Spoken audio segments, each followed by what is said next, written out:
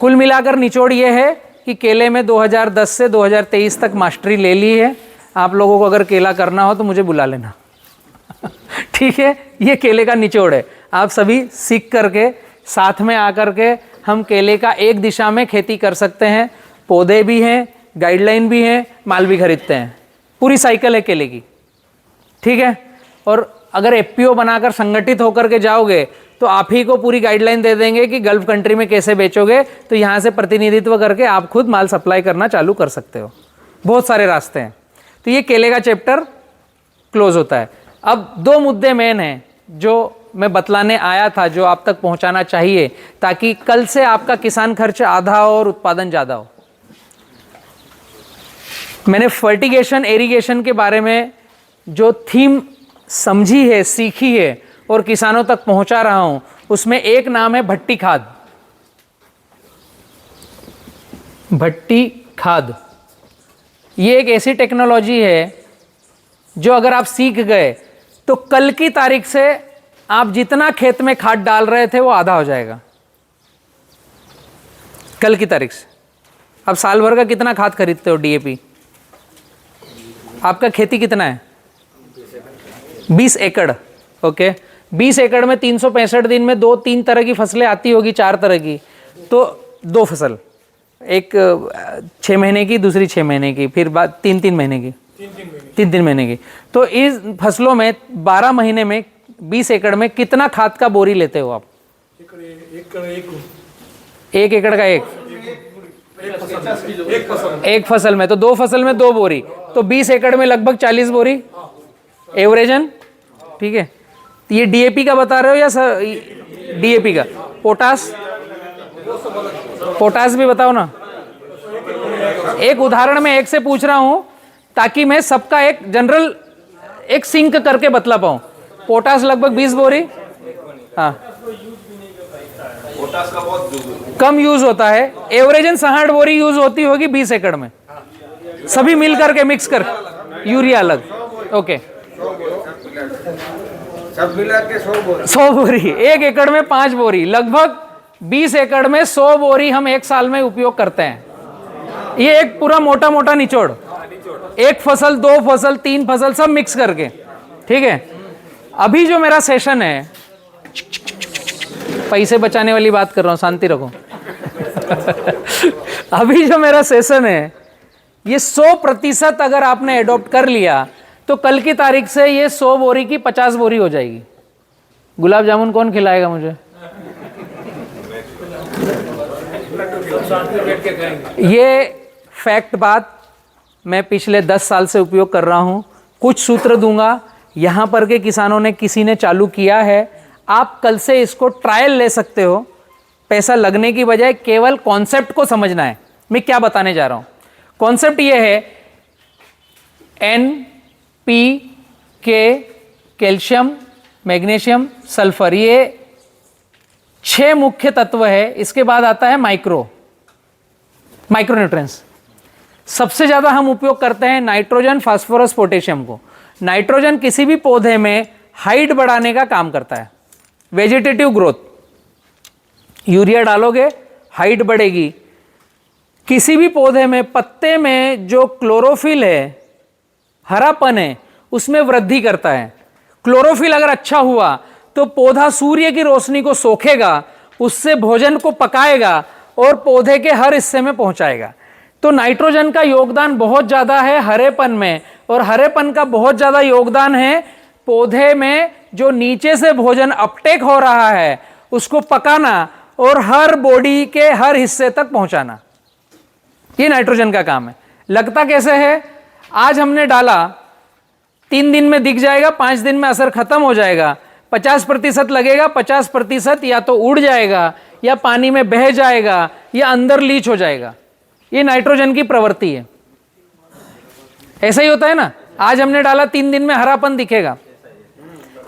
अभी फास्फोरस का काम अगर देखें हम, तो फास्फोरस हम जितना भी डालते हैं ये पौधे में काम करता है जड़ों पर, रूट का विकास करता है, तने की मोटाई बढ़ाता है, पौधे में फल और बोल का विकास करता है, फूल का विकास करता है। फास्फोरस। आज हम फास्फोरस डालते हैं तो 20 से 28 दिन में लगना चालू होता है, अगले 90 दिन तक लगता है। जैसे यूरिया हमने डाला तो 3 दिन में हरापन दिखेगा। सिंगल सुपर फास्फेट डालते हो तो असर दिखता है क्या? वो धीरे धीरे पता चलता है। अगर हमने एक खेत में सुपर डाला, उसी खेत में कुछ कोना छूट गया तो लंबे समय में वो फसल में असर दिखेगा। कल असर दिख जाए ऐसा नहीं होता फास्फोरस का, नहीं ना।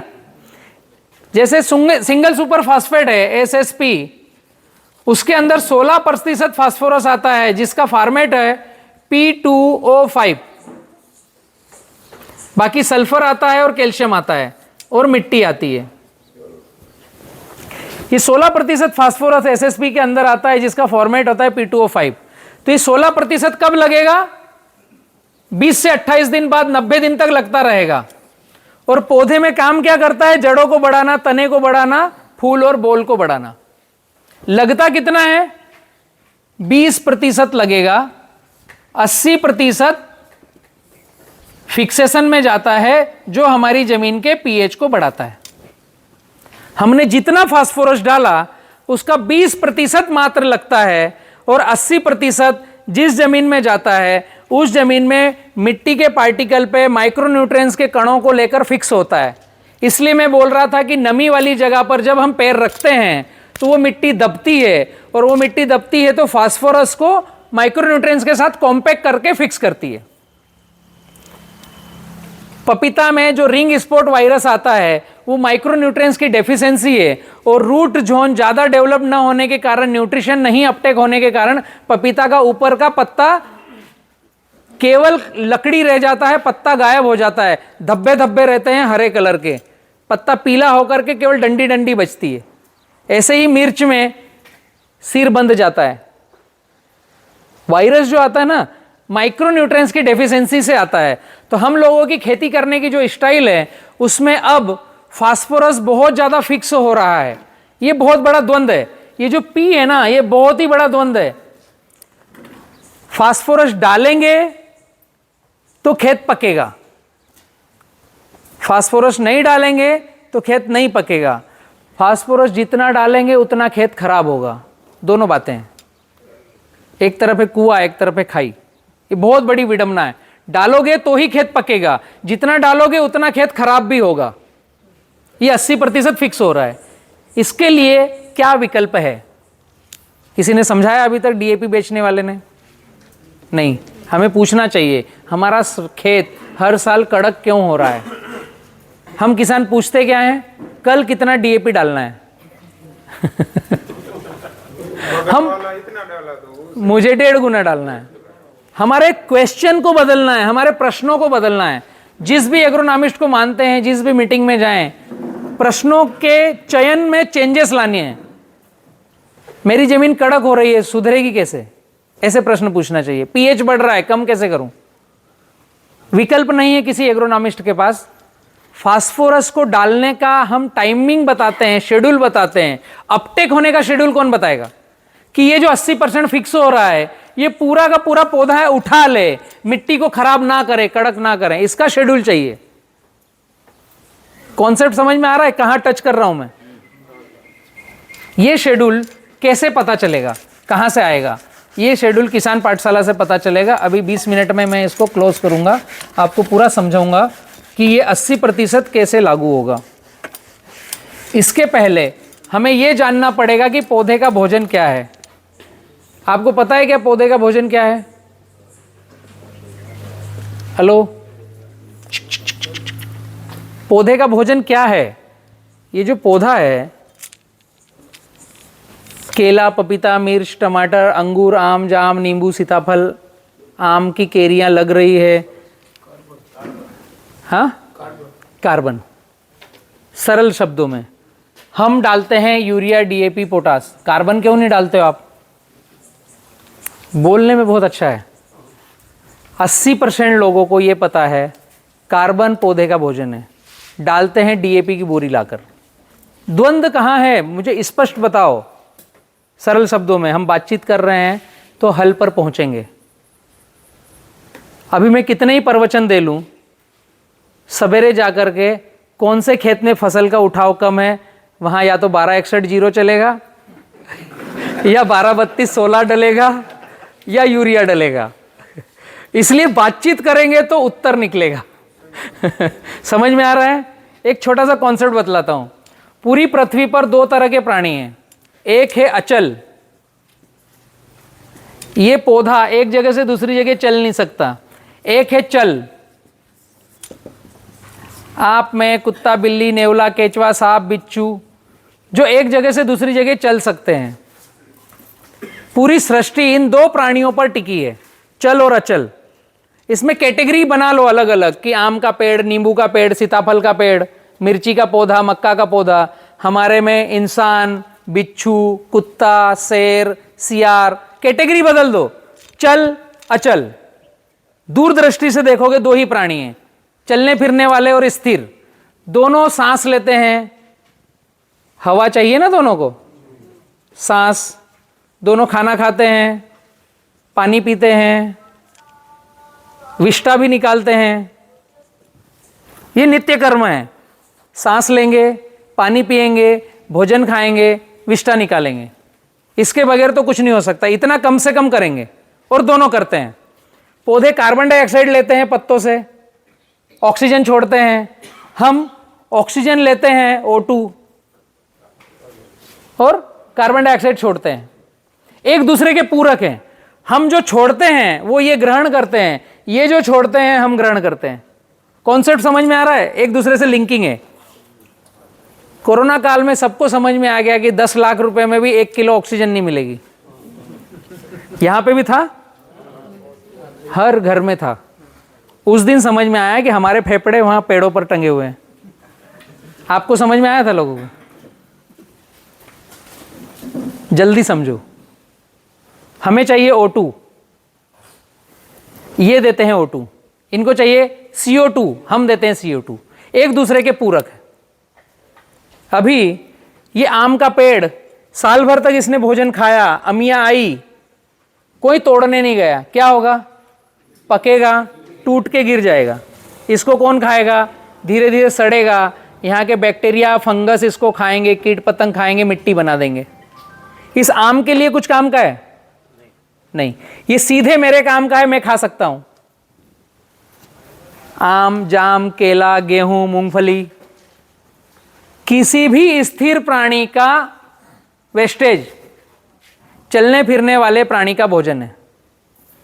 किसी भी चलने फिरने वाले प्राणी का वेस्टेज स्थिर प्राणी का भोजन है।